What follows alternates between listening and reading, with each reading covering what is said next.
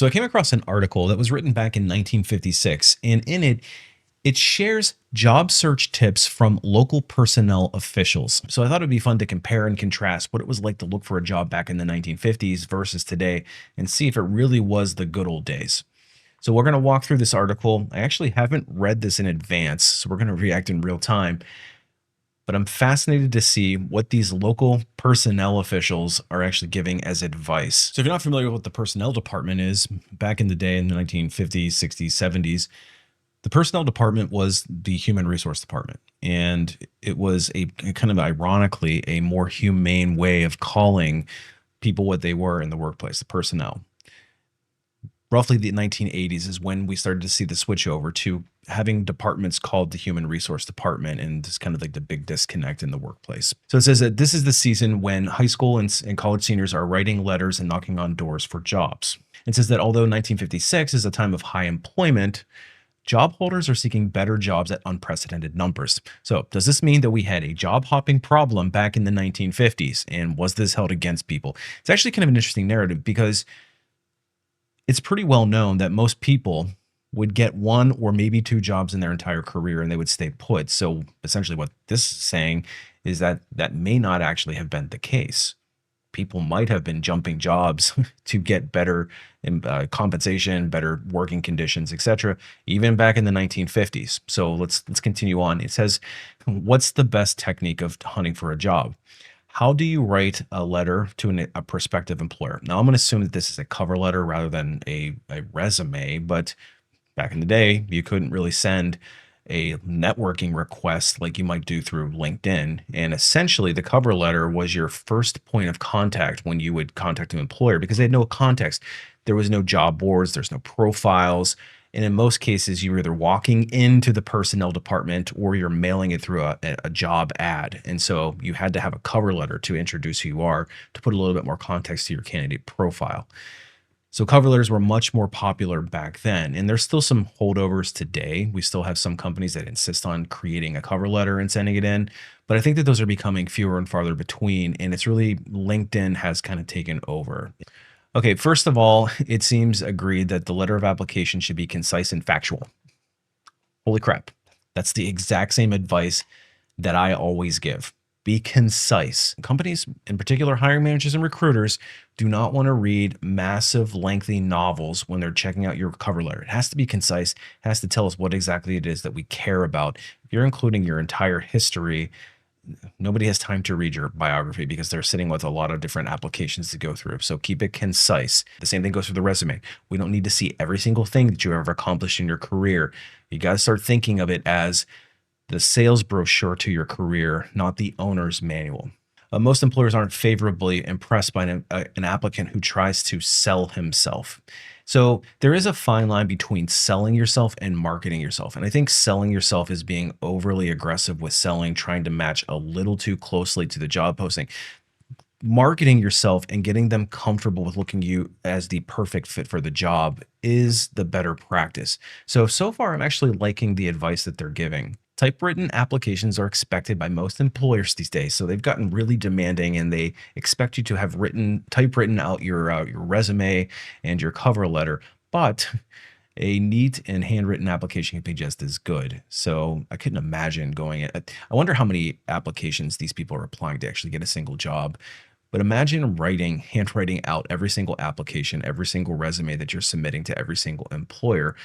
That's what it was back in the day. In fact, one employer stated that he preferred to see an example of a prospective employee's handwriting before hiring him. And the fact is if you were judging based on handwriting, like they were back in the 1950s, there's no way I would get hired anywhere because my handwriting absolutely stinks. I think this is a great opportunity to introduce today's sponsor, DeleteMe. In the 1950s, they didn't have to worry about this so much, but in today's job market with applicant tracking systems, we actually do. When you're applying for more and more jobs, your personal information is being collected in the application, and that application data is what they use to conduct background checks. And some of these background check companies are potentially making your information available to data brokers. And unfortunately, these data brokers can take your information and put it all over the internet without your knowledge.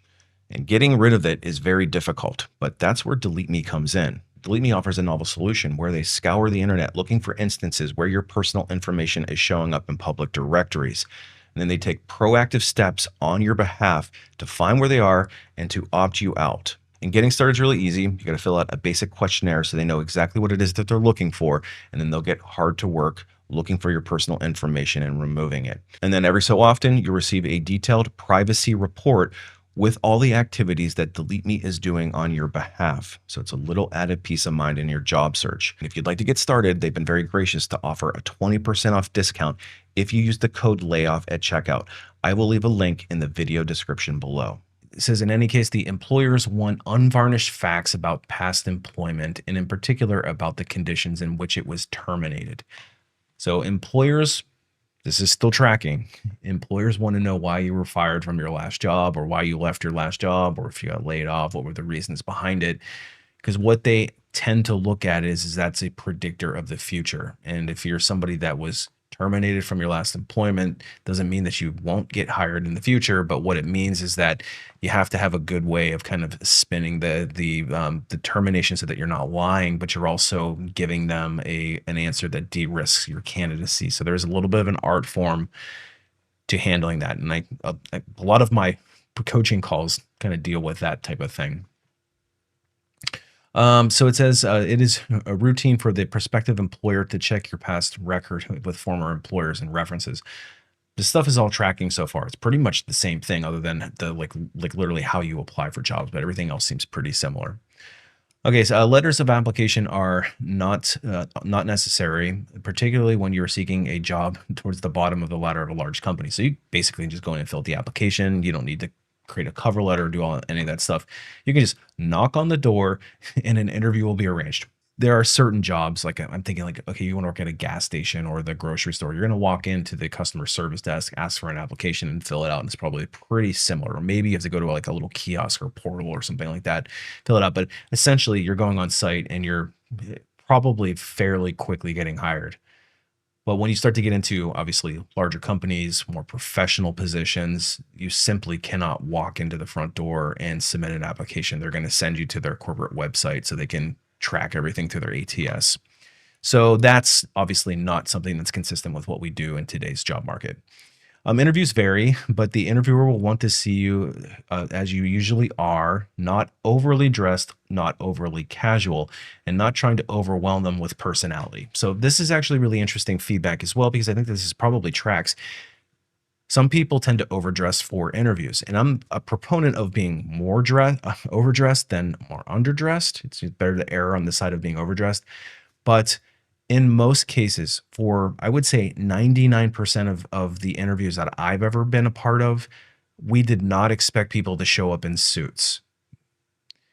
If you work in a very traditional environment, say it's like a bank or something in finance where it's a traditional environment of people wearing suits, then it would be appropriate to match the corporate attire.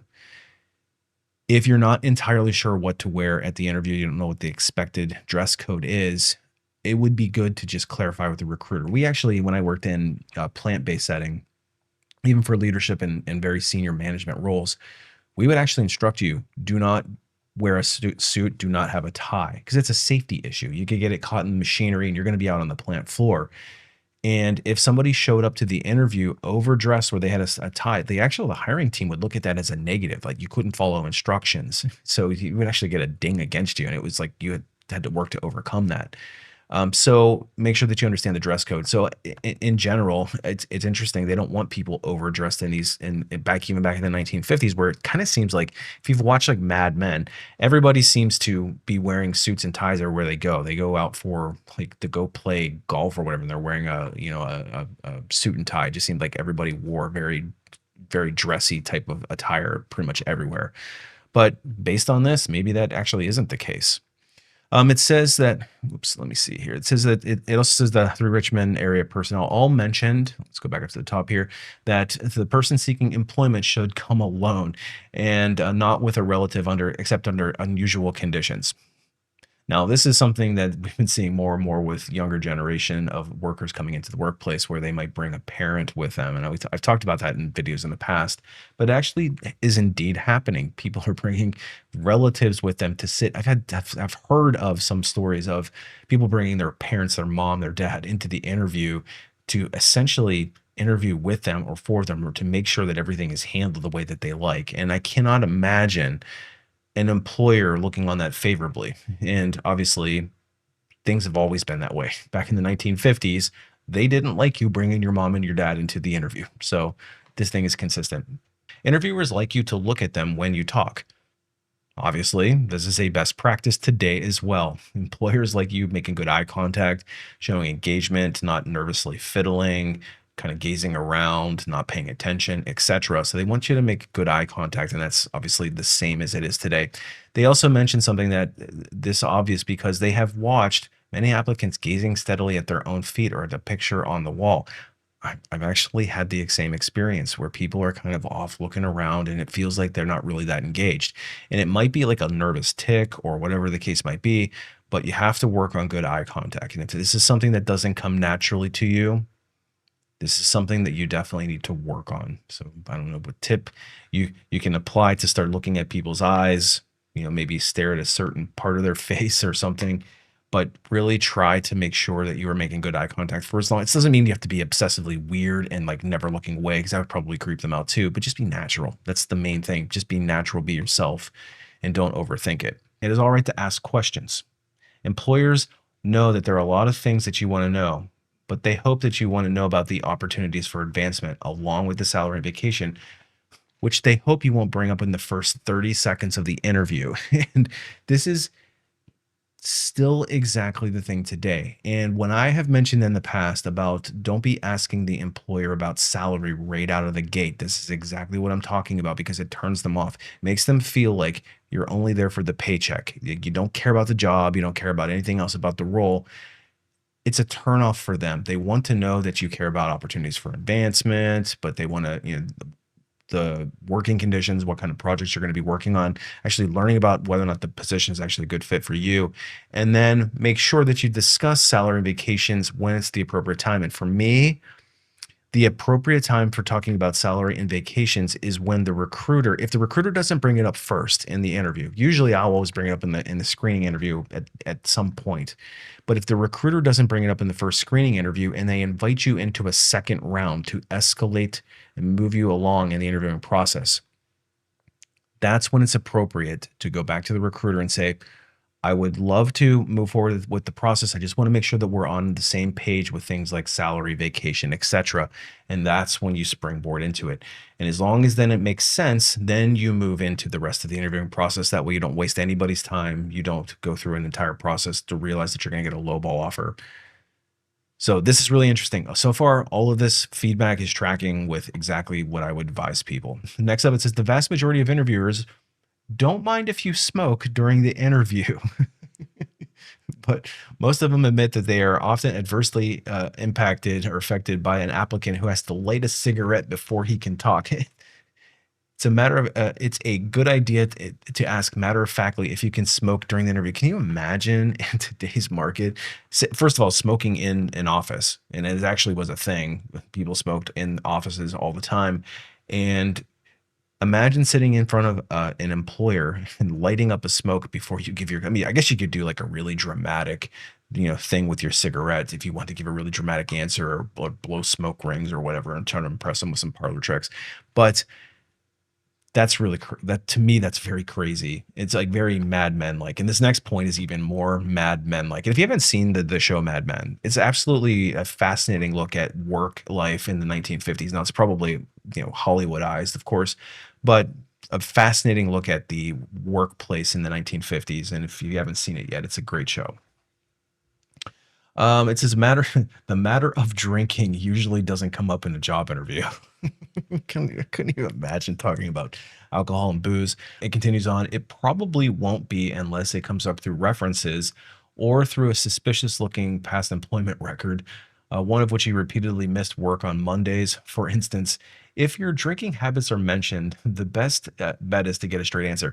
You have to keep in mind the context of this. Back in the 1950s, it was much more common to have a bottle of vodka, a bottle of rum, a bottle of whiskey in the manager's office. And that's what they did. It was not unusual at all. And obviously, people had some drinking problems. And, you probably ran into a lot of circumstances especially in these like professional settings, this happened in professional settings, you're likely to have people who've had drinking as being a more prominent issue in general. So really fascinating that those are the two things that they talk about is smoking and drinking, because that's so 1950s. And they conclude with, it's a good idea to settle as nearly as possible at the time of the interview how and when you will find out if you got the job. So you're supposed to ask the interviewer at the end of the interview, what's the time frames? When will I expect to hear back? I'm fascinated to know how ghosting were people ghosted back then the same way they're ghosted today. Something tells me they weren't, as and at least not nearly as frequently, because it was much more of a personal thing. Nowadays with the internet, it's just like there's so many candidates coming in and out of systems, and it's like impersonal, and it's just like you're a line item on a screen. And I feel like it's so much easier for people to ghost and not have any consequence. But when you see the person sitting in front of you and there's a lot lower volume of applications, it's a kind of interesting to speculate. I have no idea. Then it finishes with, nobody wants to be in the position of annoying a prospective employer with calls or of seeming uninterested by never having heard from them again. So sounds like ghosting may have actually happened back in the 1950s as well.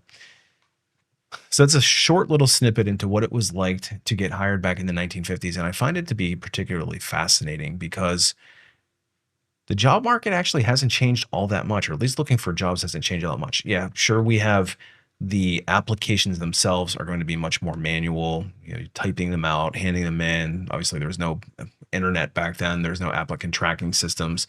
But a lot of the interview material, the interview tips that they cover, they completely track with today. So that was actually pretty surprising to me. And I guess a little surprising to me is this whole idea of smoking and drinking on the job. So all in all, that's what it was like to get hired in the 1950s. What do you guys think? Was it better to get hired back in the 1950s, or is it better today with all the modern technology that we have? So this was just a fun little look at the hiring process back in the 1950s, and just to show that, some things really have never changed. Appreciate you watching. We'll see you in the next one.